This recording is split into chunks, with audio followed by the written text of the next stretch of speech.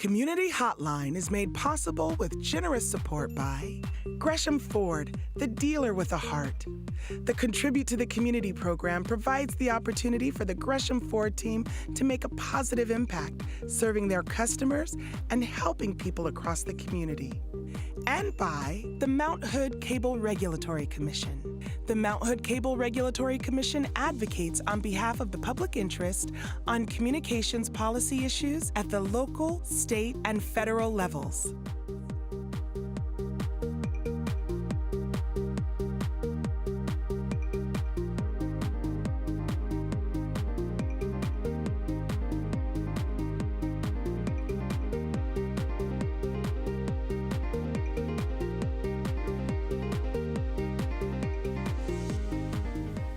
Hi, and welcome back to Community Hotline. I'm Monica Weitzel. We're here in Gresham at MetroEast Community Media. And now we're going to be talking with Latino Connection. It is a program of Easter seals. And I'm happy to bring to the program Blanca Perez. You are a job developer here in Gresham. And Omar Rodriguez, you are a job developer in the Portland area for Easter Seals Latino Connection. Thanks for being here. Yeah, thank you for having us. It's great. It's great to have you here. I've worked with Easter Seals Latino Connection a little bit in the past, and have had nothing but wonderful experiences. It's a really great organization. But maybe one of you can tell me a little bit about what it is the Latino Connection program does for Easter Seals. So what the Latino Connection program does is we offer free employment services to minorities who English is their second language. So we provide different services, so that would be resume workshops, application workshops, American work culture workshops as well, and ESL classes too, which is important for them too. Okay. Okay. So so the clients that you have just have to have English as a second language. But it's called Latino Connection. It's not just Spanish-speaking people. Is that correct? Correct. Yeah. At first, our focus was Latino people, but then we saw that there was a lot more diverse population here, especially. So we opened the doors too, and we started bringing in different cultures too into the program, and it worked out very well too. So okay, good. Yeah. There is a huge Latino population, especially in East County, but all throughout the Portland area. But yeah, we have a huge immigrant and refugee population here from all over the world.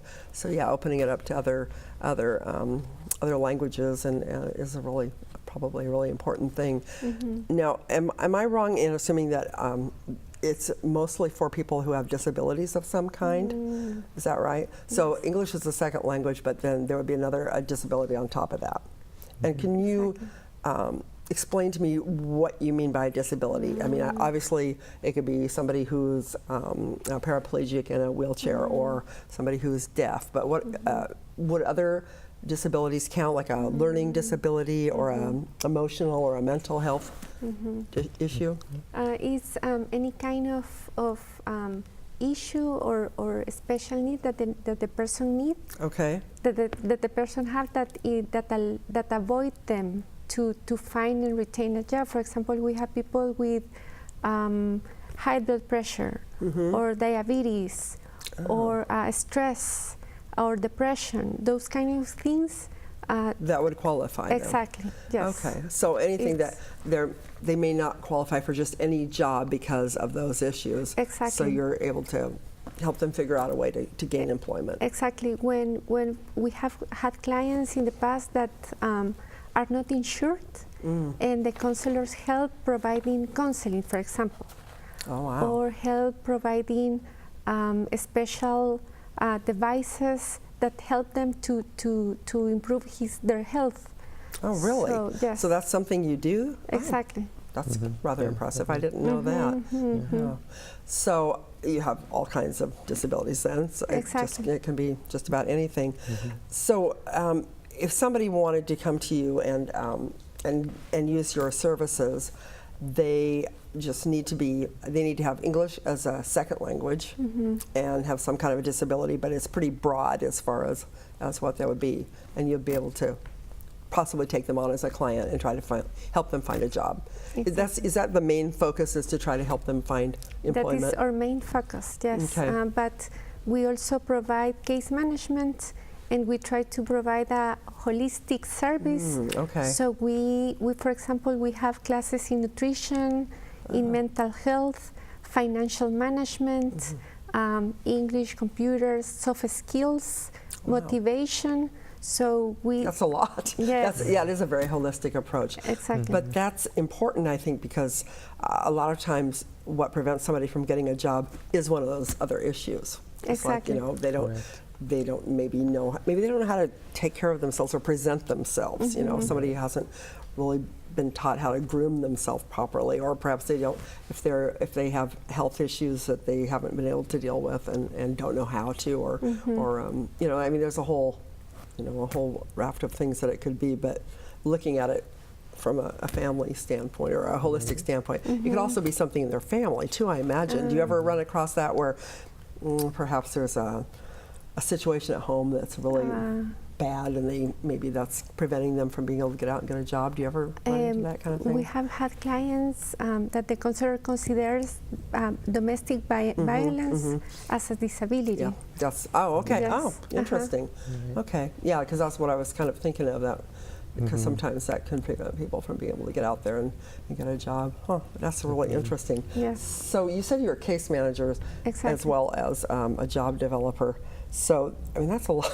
That's a lot of work. Yes. That's a lot of work. You must get to know your clients pretty well. Exactly. Yes. Yeah. We before start working with the clients, we do an assessment, and we try to find out what are their necessities in order to be stable to go for the process of getting a job. Okay, sure. Do you have a home with an address that you can use? Do you have a phone so people can get a hold of you? Yes. That kind of thing? Yes, Yeah. yes. Okay. The counselors provide bus passes, sometimes gas, sometimes phone, sometimes they provide internet, all the people that look what the people need in order to be able to go to interviews and come to our offices and do our activities.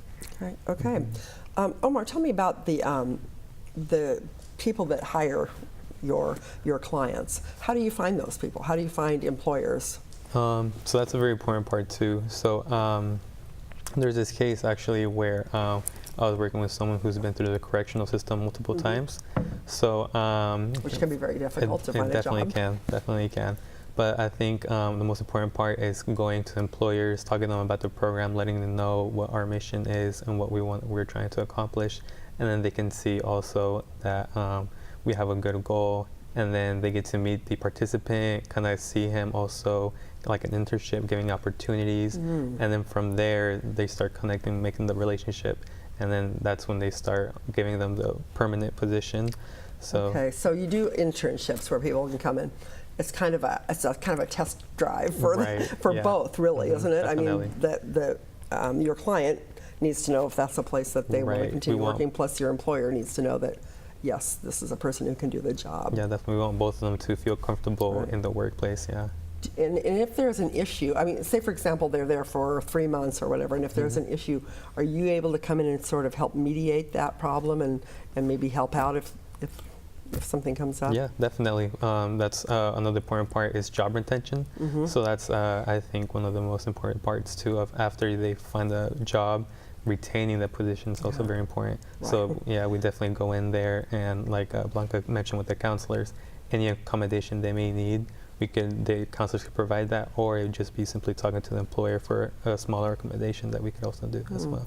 I would think that employers would like to have that opportunity to try out an employee and know that, if it doesn't work out, it doesn't work out, but they get a chance to try it, and that's a good thing. Definitely is. Not every job allows you to do that. Yeah.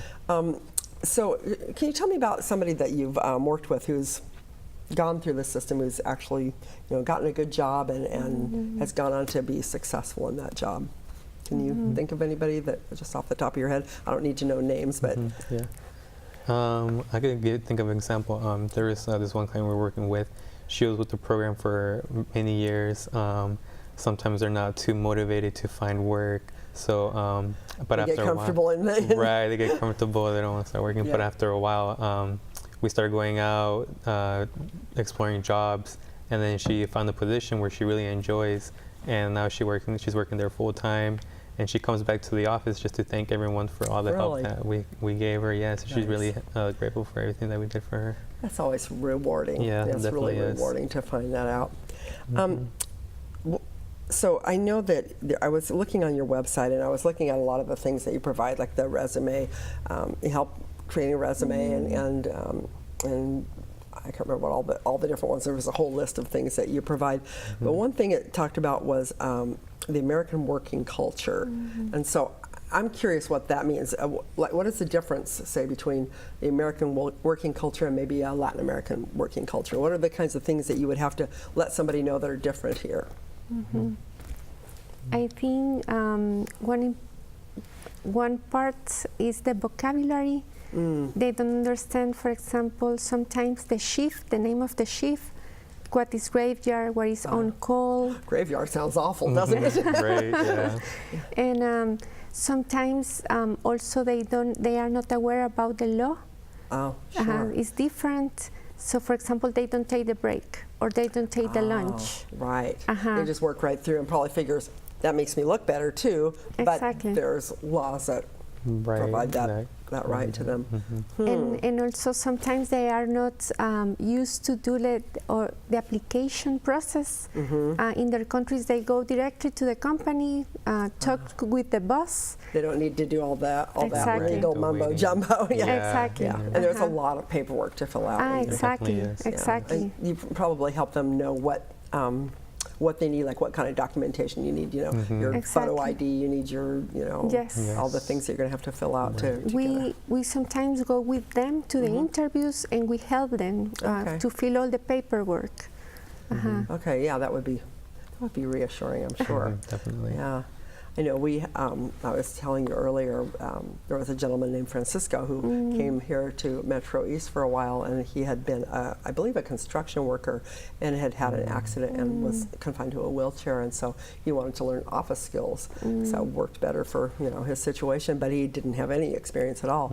So he came, and his English was it was pretty good. It was, I can speak a lot better English than I can speak Spanish, but he was great. I mean, he just only came for a couple days a week for maybe 4 hours at a time, and we first started out doing things like scanning and filing and and that kind of thing, and then he was doing some data entry for us, and then he ended up doing some translating for us, which was really helpful for us. And we had him doing a variety of things, but it was good for us, and it was good for him, I think. And we were able to be flexible with his schedule. He was always on time. He let me know if he was going to, if anything came up, and it was a good experience for us, and we really enjoyed that. And I can see where that would be. That would be. You feel like, okay, I'm giving somebody some experience, because not having job experience is probably one of the biggest hurdles to getting a job, exactly. right? So he got some experience with us, and then we were able to say, if somebody else wanted to hire him, we were able to say, yes, this is what we thought about him. We could give him a recommendation based on how he got along with everybody in here and his work ethic and that kind of thing. Exactly. So what other ways do you get job experience for people? I mean, you have the internships. Yes. Are there other ways? I don't know how else you would get somebody job experience if they, didn't have any. So another thing would be maybe taking certification classes with something else that a counselor can provide. So let's say a participant wants to work. Another example, we have a participant who wanted to be a CNA. So they were able. Certified nursing assistant. Correct. Okay. Yes. So they were able to take the class and complete it, and then they got their certification, which is something that they just would need just certification to be a nursing assistant. And then that would be another example or way of obtaining experience too. And so if people don't know what those, what's required to get those jobs, you can, or if you can find out if you don't know. Exactly. So like if they wanted to get like a commercial driver's license, you do that, exactly. or any kind, or I don't know, I suppose if they went, do some of them go to school outside of being part of your out of your organization, like maybe Mountain Community College or anything like that? Yes. They do. So do you work with the colleges then? I mean, do you have a relationship with them as far as, do they refer people to you or vice versa? Yes. Yeah. we get clients from Warsaws, and Warsaw work with Monhood Community College. Okay. And we also send people to them when we find someone who wants to go for the path of college. We send them to Monhood Community College or PCC in the case of the Gresham office. And Portland office works, I think, with PCC. PCC probably, yeah. No, it makes sense. And they have a lot of certification programs now too. It's not just college degree programs, Yes. and a lot of them are geared toward people who don't have English as a first language. So that's you kind of need those partnerships, don't you? Yes, yeah, it's it true. comes in handy. Do you have other organizations or businesses that you partner with on a regular basis to help? For example, we have now Metropolitan Family Services. Oh, sure. They have a free financial counseling. I heard about that. Yeah. So for the community, so we, for example, our clients, they have debts or they don't know how the credit cards works. And you can get really sucked into those and messed up. Exactly, and because they don't speak English, many times they go for loans or credit cards, and at the end they don't know how that works. So we have classes in financial management, and they have the opportunity to ask those questions. Yeah, or if you just want to open a checking account, or if you want to go buy a phone and trying to figure out how that phone plan works. Exactly. You know what I mean? Those are hard. Those are hard for anybody, let alone somebody that doesn't speak English that well. And we have many. For example, today we have the visit of SNAP, and they are going to come to the office to talk about all the services that Multnomah County provides free for the community. Good. So we always trying to bring organizations to provide information about free services for the community. That's wonderful. What about child care? What if you have a client who has children and they're trying to find a job or they're trying to go to school? Are you able to help find places for their kids to get child care? I mean, that's a tough one too. Yes, yes. Yeah. Well, we try to work with the client, see what are their options. Sometimes we have found that, for example, you can, people don't know this, but maybe you can hire your uncle or your grandma or your aunt, and they can come to your house and they get paid for the county, for example. Oh. And so you have childcare in that way. So there are options for people, so we need to talk with the person and find resources. So there again, that's that holistic approach. It's exactly. Like, what's holding you back from getting the job or getting the education you need to get the job, and then trying to find the solution. Definitely. So what do you need as an organization? Do you need more clients? Do you need more employers? What kinds of things do you need to continue to be successful as an organization?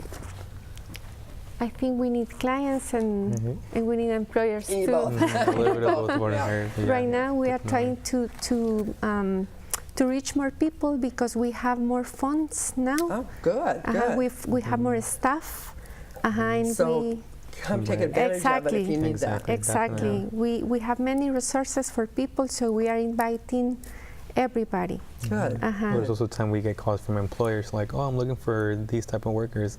But then sometimes we don't have people to send over, so then we start reaching out to other resources like, oh yeah, they're looking for positions that are these available, and then maybe they can get some people sent over to the employers. But there'll be times we run into we don't have clients to send to the employers too, which sometimes. A few years back it was the other way around. There were too many clients and not enough employers. I think it's really done kind of a flip-flop. It seems to me like there are more employers looking for good people that are trained in the positions they want. What would you say are the positions that client or that employers are looking for? What kind of jobs do you think are, like if I was coming here and I was open to doing any kind of a job, what would be a good field to get into? That's a difficult one. Well, there's definitely a lot of different positions. I think probably the one that's that I ran into that probably is a lot more offered is like housekeeping positions. Okay. Those are definitely a lot more. So there's openings there, just not enough people to fill them. Exactly. Okay. And that's not something you need a certification for. Correct. Right. Yes. Yes. Yeah. Huh. Okay. So, anything else before I let you go? Anything else that you would like people to know about your organization and what you do? What do we need to know that we haven't covered today? Well, we have offices not only in Gresham and Portland. We have offices in Hillsborough, Woodburn, Salem. Okay. All of the offices are looking for new participants. In the case of Gresham, almost all of our participants have found jobs. Oh, good. So you have a pretty good success rate. Exactly. Yeah. We are very successful placing people, and now we need new clients. Okay. So if you have a friend, family, please tell them about our program. We are more than happy to get them in. Wonderful. Yes. And the fact that it's not just Latino, it's other, anybody really. Right. It's true. That opens it wide up. So that's good to know too. It's true. Right. Well, thank you both of you. That's, Thank you. It sounds like you're doing a great job because and you got more funding, so that's a good thing too. Yeah, so I'll encourage people that that are looking for jobs that are that would meet your qualifications to come check it out. Yeah. So thank you so much. Thank you so much. I hope you learned something tonight. Thank you for watching Community Hotline. The information for Easter Seals Latino Connection program should be on the screen here, and take down the number, take down the information, or check out their website. Doing a great job, and sounds like they've got a lot to offer. I'm Monica Weitzel. We'll see you here next week on Community Hotline.